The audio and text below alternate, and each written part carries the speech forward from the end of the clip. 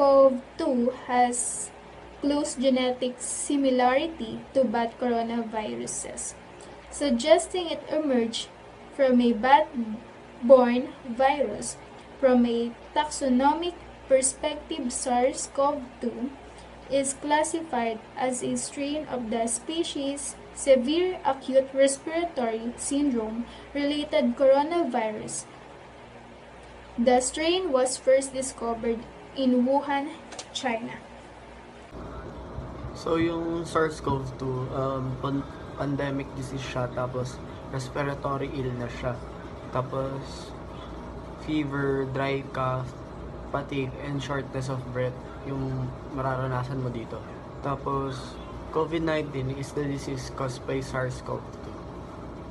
So yung epithelial cells, ito yung cells na makikita natin sa surface of our body. For example, such as your skin, blood vessels, urinary tract, or organs. Ito yung nagsiserve sa atin or barrier natin between the inside and outside of our body. And para protektahan na rin tayo para sa viruses. Tapos yung small number of epithelial cells in your urine is normal lang naman. And the killer T cell is a type of immune cell that can kill certain cells, including foreign cell, cancer cells, and cells infected with a virus. Killer T cell can be separated from other blood cell, grow in the laboratory, and then given to a patient to kill cancer cells. Okay, so memory cells, cell in the immune system that when exposed to an invading pathogen, it replicates itself and remains in the lymph nodes, searching for the same antigen. Sa memory cell, halimbawa na may foreign organism na pumasok sa katawan natin, bale magre-replicate yun. Una, magkakasakit tayo, parang magre-react yung cell natin. Pero after nun, halimbawa may pumasok ulit na ganun, kilala na nung memory cell yung organism na yun. So, hindi na magre-react masyado yung katawan natin. So, next one is neutrophils. Immune cell, or also called as the ingester of microorganism.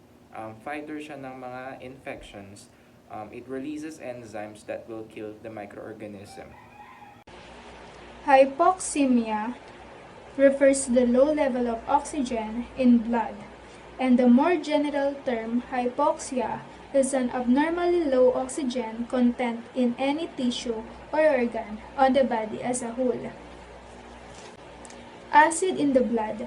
When the levels of acid in your blood are too high, it's called acidosis. When your blood is too alkaline, it's called alkalosis. Respiratory acidosis and alkalosis are due to a problem with the lungs. Metabolic acidosis and alkalosis are due to a problem with the kidneys.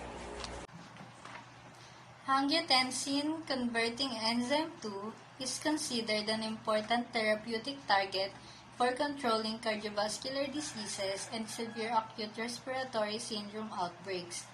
Recently solved high-resolution crystal structures of the APO-bound and inhibitor-bound forms of ACE2 have provided the basis for a novel molecular docking approach in attempt to identify ACE2 inhibitors and compounds that block SARS coronavirus spike protein-mediated cell fusion.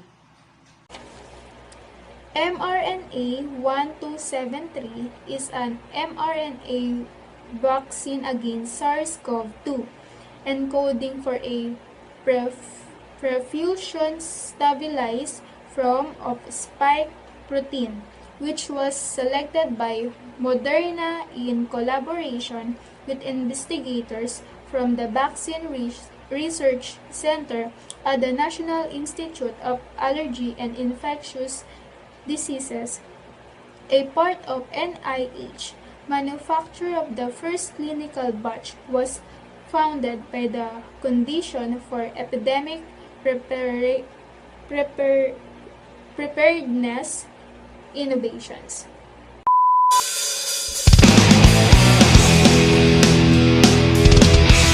Unahin ko lang yung pagkakasunod-sunod.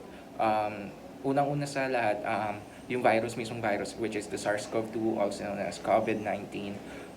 Next one is epithelial cell, neutrophils, ACE2, hypoxemia, acid in the blood, killer T cells, memory cell, then mRNA 1273. Bakit ganun yung pagkakasunod-sunod natin?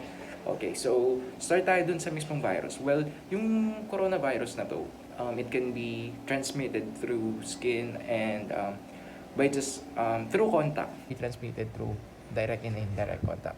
Halimbawa, we shake hands, then after we shake hands, carrier ka ng virus, then hinawak ko sa ganyan yung yung kamay ko sa mukha ko, sa mata ko, then papasok siya. Epithelial cells are found in the skin, in the lungs, and mostly sa part ng mga katawan natin. Then yung epithelial cell na yon, kapag naapektuhan yon, syempre, meron tayong mga tinatawag na antibodies or yung mga lumalaban sa mga foreign organisms na pumapasok sa katawan natin, which is called the neutrophils. Itong neutrophils, nagre-release siya ng enzymes para somehow or somewhat napalagan tong mga virus, yung klase ng SARS, yung mga organism na yun. Then kapag hindi kinaya ng neutrophils na labanan yun, kakalat sa katawan natin yun tong si virus. Then it will next na definition is yung ACE2. ACE2 found in the delicate parts of our body. Usually makikita siya sa alveoli. Alveoli is part of our respiratory system. So kapag naapektuhan yung alveoli, mahirapan tayong huminga. Ang main reason kaya may lungs is to somehow ikalat yung oxygen sa katawan sa dugo, oxygen sa katawan natin sa pamamagitan ng dugo. Ngayon, kapag less oxygenated yung blood natin, magkakaroon tayo ng hypoxemia. Dun sa hypoxemia, kapag kulang yun, kapag kulang yung oxygen dun, malalason yung dugo natin, magkakaroon ng acid in the blood. Acid in the blood, which ito yung dugo natin, mas toxic, mas kulang nga sa oxygen. So, it will be more alkalized. Then, it will be fought by the killer T cells. Yung killer T cells, type of white blood cell din siya. Also, ginagamit din to pang laban sa cancer. And also, it can be laboratory made. Then, after that, explain ko yung sa memory cell.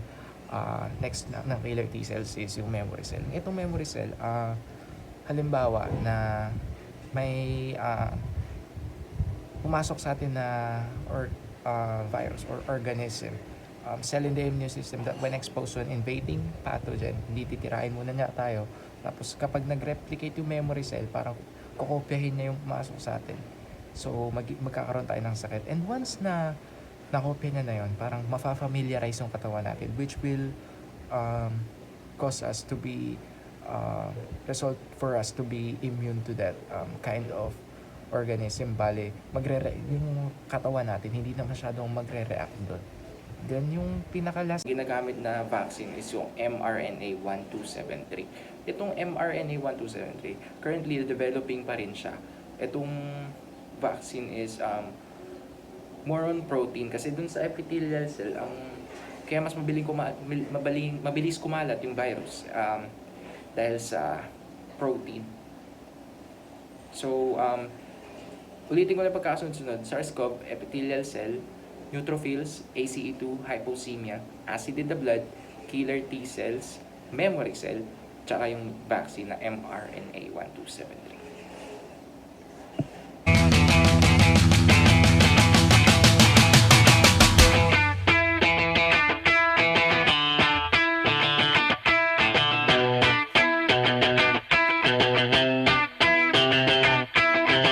Can't stop, addicted to the shindig.